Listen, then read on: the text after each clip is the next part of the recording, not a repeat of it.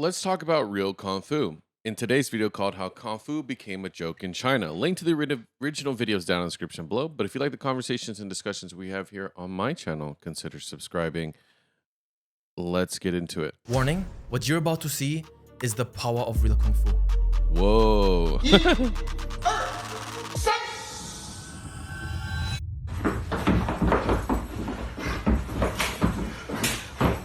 Now, why would a random old man know such devastating techniques? Random? Traditional Kung Fu has a melt power. Come on. 13 million, wait, what did you say? 13 million followers? Random? Traditional Kung Fu has a melt power. Whoa, 1.3 million followers. Dang. Also, shout outs to Renton. We love Renton on this channel, but this is his Rentoni channel. Go support him. I love this guy. Come on. 我可打了不行，我唱着歌让你落脚。告诉我谁赢了？ This here is China's most dangerous Tai Chi practitioner, known for his outstanding morals. 年轻人不讲武德。 A Tai Chi ball he calls a pressure valve in his palm. That's definitely not a tumor. Almost destroying notorious MMA fighter Xu Xiaodong in a duel. Come on. But then pulled the most embarrassing and juvenile stunt to save his own skin. My favorite technique of his is when somebody throws a right hook, simply react by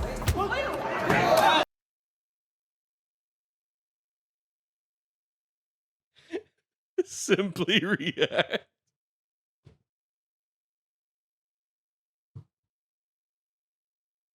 By falling over and getting knocked out, dude.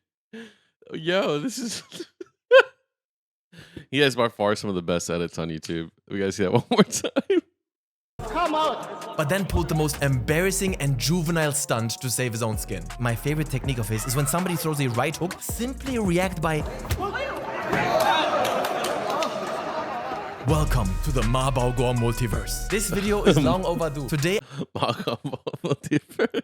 I present to you the king, no, the god of Chinese Bullshido. Believe it or not, this man did such irreparable harm to the reputation of Tai Chi and Kung Fu within China that the CCP ultimately stepped in and shut it all down. What? Imagine being like, you know what? It's like, imagine if Steven Seagal was shut down by the US government for ruining whatever the fuck he was doing. I don't actually know what type of combat style Steven Seagal had. But imagine, like, they were like, you know what, guys? We're not going to make any more action movies because Steven Seagal ruined it for everybody. Thank you, guys. And also, action movies are banned. Imagine, that's literally what it feels like. Until this very day, nobody knows for sure. Was he just memeing the whole time? 美头吹黑啊！ Hop on this train, because we're headed straight for one of the most hilarious clown shows in recent Chinese history. It all started in the year 1825 when the Tang Dynasty... No, we're not doing this today. Ma's life before becoming a meme is not particularly interesting and we don't need a history lesson. But there is one detail you should know about. Ma comes from a bloodline of fighters. This is taken straight from his autobiography, so you know it's true. In World War II, his father relied on the ancestral Ma family boxing to achieve repeated victories against the Japanese. 我父亲参加抗日战争，和日本鬼子进行过白刃战。 Yo, this guy's gassing himself up in his own autobiography like crazy. That's actually kind of wild. 杀他们，易如反掌。 He could run 120 kilometers in a day. Once, during battle with Japanese invaders, when the regiment commander was injured, he carried him on his back and used the lightness kung fu to run 5 kilometers in one breath. When Ma was but 3 years old, on a summer night, his grandmother took him outside to cool off when they encountered a wolf. She was terrified. But little Ma wasn't afraid at all and thought it was a dog. For real, for real. I'm telling you this stuff because all these make dojo people you see... I mean, but okay. I'm gonna be fair here. Maybe okay. You know what? I'm gonna be fair. I don't know I don't actually know if he's memeing or not, right? At this point, but I want to be fair. Was it supposed to be like a metaphor, or like were you supposed to like look at it as like a symbolic thing, like everything that he's saying? Like, I mean, I don't know. This just. But then again, we know Steven Seagal exists, so. There's people that really do believe their own hype. So, He adopted the grind. Ma was born in it, molded by it. He didn't see real fighting until he was already a man. And by then, it was nothing to him but... Fast forward to 2001. He gets laid off and has a brilliant idea. Teach Kung Fu to British people. He manages to move to the UK. Yo, That's actually kind of funny. Oh my gosh. There's so many never mind. I was gonna say there's so many scams that come to America from other countries. It's just really funny. Okay, but the early days were rough. He tried practicing in parks, he distributed flyers, and even performed on the streets with his son with very little success. 英国人穷得很啊，破烂不堪。 But then he cracked the code. A lot of Western people thought all Chinese were Kung Fu masters. So Ma used one basic Tai Chi technique called push hands to lure them in. He put on traditional Chinese clothing and pushed confused British people backwards. He treats me like a child. It's unbelievable. So here's a demonstration.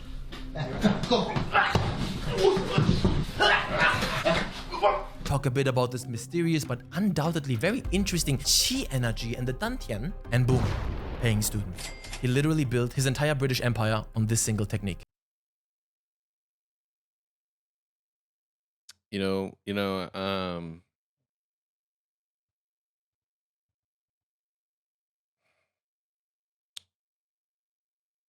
The British just really, you guys are just, hey, look, what's going on, guys? Your food's not great. I'm just kidding. You know what? I've never been, okay, to the UK. But I will say this, my British folk, hang in there. I don't know. I want to hate, but at this point, I'm feeling bad for you guys. Open the door. I'm being genuine. Like, I actually do kind of feel bad. These guys are clearly taken advantage of. And he's practicing against a bunch of old people. How does that even work? Of course you can push an old person down really easily. They're old. Wait, what? When Ma returned to China in 2007, reality hit him hard. In the homeland of Tai Chi, people weren't as easily impressed by a man practicing a basic Tai Chi exercise. His martial arts academy eventually closed due to lack of students, and for the next 10 years, he would live in complete obscurity. He was there for 10 years? Jesus Christ. And then came April 27th, 2017, the day that changed everything. Notorious MMA fighter Xu Xiaodong fought a traditional martial arts master known as Thunder Tai Chi in a private gym in Chengdu and knocked him out in 20 seconds. This sent shockwaves through China's martial arts community, and you've probably seen it by now too. Xu Xiaodong didn't stop there. He declared that 99% of traditional martial arts were fake, with only 1% being real, and challenged other industry figures to face him directly. That's actually kind of base, though. I mean, like, he could have easily said 100 of them are fake. But the fact that he's saying 99% of them, but there's like a 1% that are true, that's pretty valid. Probably 1% of those could actually fight. And so that's kind of like, he's being fair, at least in my opinion, right? Like, I don't know. I kind of have, okay, I'm going to say this. I kind of know about this little situation that he's talking about because I did follow him specifically around this time because it was trending all over the internet. So, like, it's not that I was, like, choosing to look it up, but I do stand by him saying this is kind of fair. You know, he could have easily been even more exaggerated than that. Ma saw his moment. On May 2nd, he wrote a 4,000-word open letter calling out Xu Xiaodong's error. Nah, and this is before AI, so this dude really typed 4,000 letters or wrote 4,000 word or letters. Hold on. His moment. On May 2nd, he wrote a 4,000-word open letter. 4,000 words. Calling out Xu Xiaodong's arrogance. And I have to say one thing here real quick. I don't know if you speak Chinese or if you've seen Xu Xiaodong talk, but the guy is a bit, yeah, how to say it? He wears his heart on his sleeve, to put it mildly. He talks shit is what he's trying to say.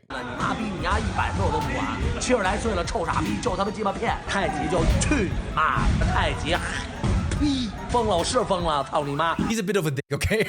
Yes, this is one of the things I remember about him. This is why he was going so viral. Because he was talking shit. It's the only reason why. Nah, I'm just kidding. He went viral because of fighting people, but it was funny because the clips that got people into looking into this were just him talking shit. So it's just No hate, but the guy is really something. Some people dislike him for more than just his mission to expose fake martial arts masters. I like him. Let's leave it at that. In his letter, Ma also reaffirmed that Tai Chi is a national treasure that must not be violated and that violators should be... But then again, I don't actually know anything about him outside of what I knew back then. So take that with a grain of salt. punished. And of course, he challenged Xu to a fight on June 26, 2017 at the Pudong swimming pool in Shanghai. 太极拳哪一点非常厉害的推手？比那些巴西柔术要高明得多。 But here's where it gets even more hilarious. To prove his skills, Ma attached a video to his challenge letter. In it, he claimed to be fighting Peter Irving, a 90-kilo professional Muay Thai, BJJ, and MMA fighter from the UK. And in this video, you can see Peter appears very helpless against Ma's techniques, failing multiple attacks before being easily thrown. And can you believe it? Some people called it fake and staged, which made Ma very angry. 你看一下那个录像，为什么他站在垫子上不走，还要和我摔？我不和他摔了，他做了个无可奈何的动作。你看看那个动作嘛。 Plot twist. Peter Irving himself saw Ma's portrayal of the whole situation and made a long blog post about it. Let me read you some short excerpts. There's an established protocol for martial arts demos. One person is essentially passive or offers an agreed upon attack, and the other person executes an agreed upon attack or counterattack in such a way as to allow the uke to fall safely or mimic the effect had the attack been delivered with real intent. Without a clear vision from Ma about what precisely he wanted to demonstrate, we ended up sort of busking it. Busking, I think, is UK slang for winging it. British people. So he was basically what he's saying. He's just being courteous to the demonstration. That's literally what it is, which is kind of funny because, like, did this guy even know that this was going to be used at like an actual fighting, like, a proposal? Because imagine being like, "Yo, man, you just made me look bad to all of China." That's crazy, and China has like 1 billion people, so that's kind of a bad PR movement. So I shared out the basic combination I would offer up so that he knew what to expect. Then I would deliver it to him. He would surprise me with a counter that he didn't explain in advance. Then I would try to sell it as best as I could without getting poked in the eye. And now comes my favorite part. Ma himself was just a bit annoying and a bit weird. He'd flick mock strikes and gouges at my eyes and groan in the midst of conversation in a sort of could have had you there power gesture. This is such a Chinese master thing. Those of you who have been to China and talked to masters, even the ones that are legit, they always do this. Mid-conversation. Yeah, and you know this move. I don't know why. He had a large growth on the palm of one hand, which he explained was a repository of superfluity chi he had accumulated. oh, so it was actually a growth. I thought it was just like a ball. That's disgusting. Not a doctor, but it looked like a benign cancerous growth. Getting slapped in the face with it was a little creepy. Still, it was his show, he was the star of the movie. I was an employee, and frankly, I was glad of the work. So I just put his curiosities down to cultural differences and kept my manners in check. Shout out to Peter Irving. 但这个 Peter 自己在社交媒体上说，那是一个他受雇收钱做的表演。他开这种玩笑，找名家看，稍微名家内行一看那都是真的。 But this was not the only time. Ma tried to make people believe his Tai Chi was the shit at the expense of real professional fighters. When Chinese MMA badass Zhang Weili successfully defended her UFC title, Ma had the gall to criticize her fighting style because she hadn't learned traditional martial arts. That is so disrespectful, dude. That is, imagine. When she hit others, she was also being hit. When he fought Peter Irving, Peter couldn't touch him at all. Chinese internal Kung Fu is the first level in the world. He then proceeds to challenge her to a fight, but only under his conditions. Wearing shoes, only 2 minutes, on hard floor, and just touching. No real punching. He wouldn't want to hurt a hero. Brother, you're so lucky she didn't accept that shit. But back to Xu Xiaodong. It's time for a real fight. On June 26, 2017, the Pudong swimming pool in Shanghai was packed. Bro, this feels like so long ago, but yet it feels like yesterday. It's kind of crazy. Xu Xiaodong arrived an hour and a half early to warm up. Ma arrived fashionably late with his wife, son, and posse. They unfurled a banner to promote his Tai Chi and posed for photos.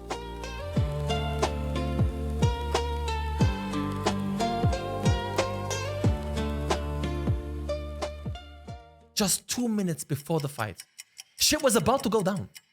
So, like, do you think he was nervous or he was like excited? Like, what was the feelings of the MMA fighter? Like, how do you even like approach this? Because like I want to say that I would be like excited, but also I'd kind of be like nervous because I'm like, well, I might actually hurt this guy. You know, like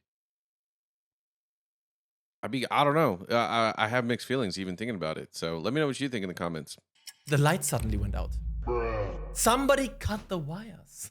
Oh no. Both parties were then told the venue wasn't compliant and didn't have proper permits. Even the police arrived and took Xu Xiaodong away for questioning on grounds of gathering to cause trouble. And just FYI, this was at the peak of Xu's popularity. The guy was getting detained by police left and right. So while Xu was being questioned, Ma seized the opportunity for a TV interview.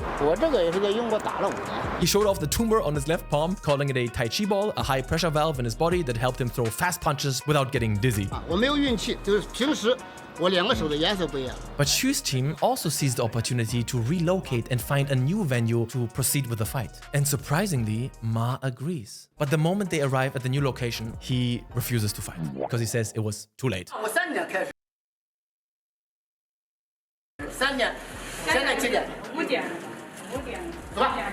Meanwhile, Xu is still being questioned by the police until 8 p.m. when all martial arts schools in the area were closed. That's crazy, bro. That's actually like he like weaponized, almost pretty much weaponized the police. Like it seems that way. That's actually kind of bonkers, bro.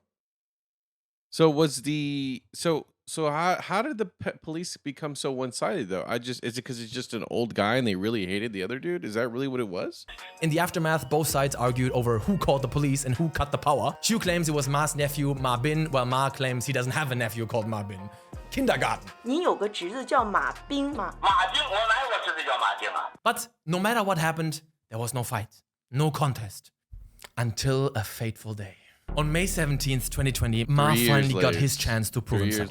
But the man he was supposed to fight was medically disqualified right before the fight due to dementia, blindness, and being tied to a wheelchair. No, just kidding. But his 70-year-old opponent did drop out and was replaced by the 49-year-old Wang. Ma was given the opportunity to drop out, but props to him, decided to proceed, which honestly was the right call. You'll see what I mean by that. This fight was legendary for all the wrong reasons. In less than 30 seconds, Ma was knocked down 3 times consecutively. Bro, you know what's crazy? Sorry to pause, but if you watch his first fall, he's never fall. Like, one of the things about falling is, like, obviously when you're knocked out, you can't really control it. But when you're fighting, like in most, because, okay, context, I did do boxing when I was younger, so not the same, but you understand. There's a certain sense of, like, you got to understand when falling. Even when playing sports, one of the most important things you got to learn is how to fall so you don't hurt yourself. This guy at no point has any indication of knowing how to fall, and he falls like an old person that's about to break their hip. Like, it's unironically that. In less than 30 seconds, Ma was knocked down. He doesn't even like, you're supposed to tuck a little bit, tuck your legs a little bit. Nope. 3 times. He puts his arms down to catch himself, which you're not supposed to do because you can hurt your arms. Doesn't even catch his head. Look at this. Immediately knocks himself out. His head bounces, bro. The final knockout took only 4 seconds. Ma fell unconscious for 2 minutes while Wang stood there completely dumbfounded. In fairness, though, he probably knocked him. He was probably seeing stars. In less than 30 seconds, Ma was knocked down 3 times consecutively. Right there. That's probably when he saw stars. His head down. He's old and his head's bouncing off the floor. The final knockout took only 4 seconds. Ma fell unconscious for 2 minutes while Wang stood there completely dumbfounded. And ironically, Wang practiced traditional martial arts too, specifically Xinyiquan, not Western fighting techniques.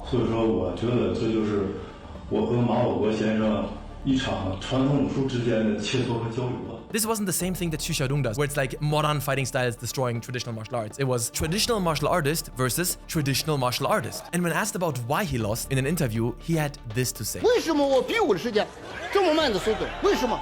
我就让你说这个原因，什么原因？我不知道，我也不知道。我生气，我纳闷就是这个问题，为什么比武的时间我这个速度，就是我可以打这么快的速度？ Bro, was it the gloves? Is he insinuating it was the gloves? No way. 我这么快的速度，他手都出不来，为什么？现在只有少数武林高手能说明这个问题。他们怎么说的，我不说。Okay. This fight triggered an internet explosion. People made a deep dive on him and unearthed a video about him complaining about being sneak attacked by young people who didn't follow martial ethics. 这两个年轻人不讲武德。 His phrases like "I was careless and didn't dodge" became viral memes. 接话罚，我传不防出去了啊！接话罚，接话罚，我说真没有人打他。 From late October 2020, video platforms were flooded with Baoguo remixes. By mid-November, Ma-related videos had over 660 million views. His previously unsellable autobiography was being scalped for 200 yuan, and his Yo, what? autograph was priced at almost $1 million. And on November 16th, Ma announced his entry into the entertainment industry, starring in a movie called Young Kung Fu King. 你会生气吗？你看我去了吗？ But the party couldn't last forever. The memes weren't just limited to making fun of Ma himself, it spilled over into making fun and discrediting traditional Chinese martial arts too. Tai Chi took an incredible reputational hit, being dragged through the mud alongside him. So, on November 28th, 2020, the People's Daily published an article calling the Ma phenomenon an ugly carnival that should end. Once I mean, in fairness, though, like, yeah, I mean, I'm not a big fan of like overly government censorship like that, but I do see where they have reason to do so. I don't agree with them doing that. I don't think they should. Right? It's the bed they made. They should live with it, but you know, it's your culture to some extent, so it's whatever. the official tone was set, platforms immediately cracked down. Weibo disbanded all Ma-related groups, and Bilibili removed almost all remix videos overnight. But Ma decided that he had found his calling. Despite the bans, he cleverly transformed his internet fame into a lucrative entertainment career. His nightclub appearances capitalized on his most iconic moves and distinctive Henan accent. He's basically showing off his beloved Tai Chi skills as a literal clown show. And even though he seems to be in on the joke, it's not entirely clear if people are laughing with him or at him. But I doubt he cares. Money, give it to you. Give it to you. Ma's journey and internet shenanigans could be seen in an entirely positive light. It brought him fame and money, and it brought Chinese people a lot of laughter at a difficult time. And sure, most people have moved on from it by now, but the cracks remain. Tai Chi's credibility as a martial art is now at an all-time low internationally and in China as well. 中国最大的骗局太极，最大的武林骗局太极，看你妈了逼！ And even if Ma wasn't the only one doing damage to his reputation, he definitely was the top-ranked damage dealer. Yeah, and then also, like, I think the issue is, it's like when you look at fighting styles from around the world, like take something like Brazilian Jiu-Jitsu, right? You have people who are practicing from all over the world, like that have no cultural connection, reaching the highest levels by just doing, you know, the highest levels of like combat sports from consistently across the world. Do you see what I'm saying? Like it's applicable everywhere, where it's like it feels like this one specifically, at least in my experience, it's just not really. There's what, maybe one or two, three people that can actually do it really well and actually fight it on a high competitive level, but it's just doesn't work for everybody. Like even like wrestling, for example, if you go back to the cultural roots of it, it's not even, you know, it's practiced. Well, I think, who was it that was it the Romans? No, it wasn't the Romans. Was it the Greeks that invented wrestling? I don't remember. But like the idea is that wrestling, you can practice it anywhere in the world without the cultural significance of it. And you can still reach high levels of combat sports or professional sports. A lot of you guys might not be aware of it, but even in China, combat sports are rapidly on the rise. Of course, yeah. Because they're facing some obstacles because it's considered very violent and bloody, and some people even claim it's like rotten Western influence, but this is slowly fading away, and with it, traditional martial arts. And if I may leave you here at the end with my personal thoughts, as somebody who's practiced a lot of Kung Fu and switched over to combat sports a few years ago, some people today see me as the guy who hates traditional Kung Fu. That is not true at all. If you follow me, you know that I have so much love for it. Still to this very day, I love nothing more than a clean form. It's one of the most rewarding and difficult sports to learn. My only issues with this world is twofold. Number one, a lot of people pretending it's some enlightened art that only super wise self-help gurus can teach you. And number two, people pretending it teaches you things that it doesn't. That's it. Where's the hate? If somebody does Tai Chi and they say they do it because they love it and they enjoy it, it makes them happy, they socialize, that's great. Do that. There are plenty of good reasons to practice traditional martial arts. The only things that bother me is deception and delusion. That's all. Okay, that's the story of Baoguo. Thank you for watching. Which, by the way, you should check out his main channel. This guy was actually a monk at some point. Anyway, love you guys. Check in on the next one. Bye-bye. This video is brought to you, actually, by viewers like you. Thank you so much for subscribing and being part of my journey and allowing me to be a part of yours. Let's create new memories this 2025 on our road to 1 million subscribers. And with all that jazz out of the way, I just want to say thank you so much. I love y'all and enjoy the video.